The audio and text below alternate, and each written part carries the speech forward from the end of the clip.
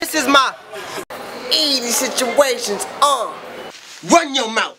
EATTY situations.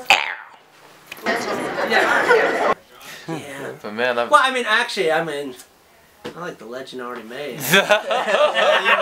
Easy situations. Yeah.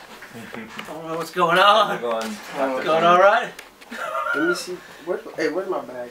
Kendall has it. You get a tripod? Be right. Something like that, or? We're just gonna ask you a few questions. Okay. Yeah. Came up with some stuff. What's this for? Really, it was just for us. Just for us? Okay. Like, we've been watching you, all semester, Okay. and then the other semesters that we've been together. Okay. We just thought you were a very interesting person. No, it's good. Yeah. I enjoyed the improv showcase. That was Thank cool. you. Thank you for coming Yeah. out. It really meant a lot Yeah, that you were that's there. good. Yes, look.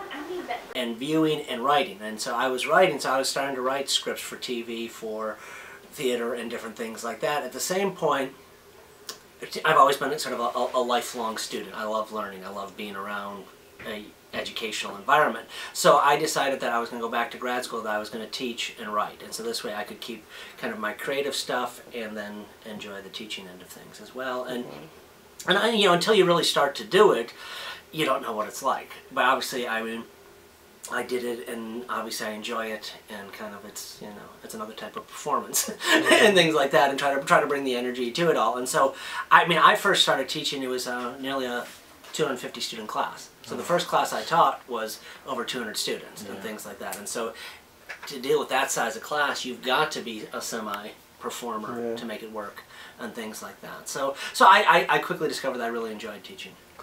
That kind of segues into one of my next questions, is where, like, I can tell that you love reading. I mean, your extensive vocabulary shows the way that you talk just in different lectures.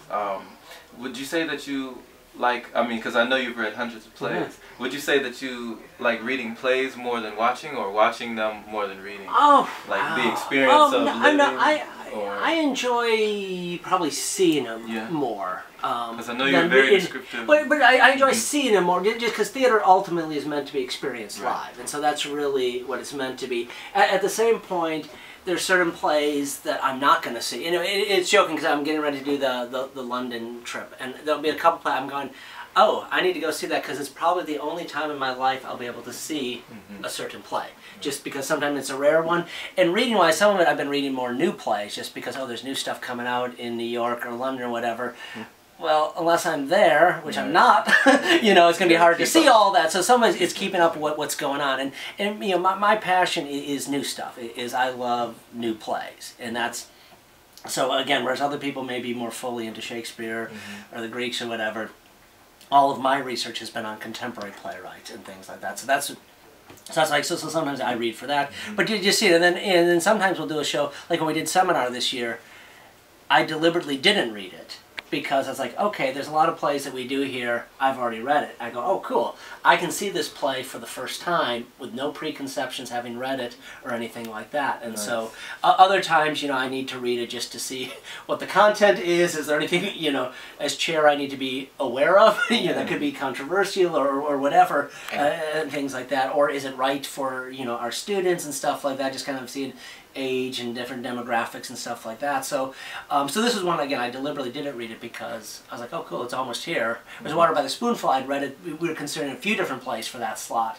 and so I was like, okay, that one I want to read before, so that I can also then help advocate, oh, we should do this play instead of this play, because then someone's always trying to figure out when is the right time to do certain plays. As as a university, we're different than others things. It's like, oh, we have the students to do a certain show, so let's do it now. We've been talking about wanting to do one of Eugene's plays recently, and then it was like, wait, if we wait another year, we're going to have more African-American actors who are going to be another year older in their training and stuff like that. They'll be ready to really take on, a show and stuff like that.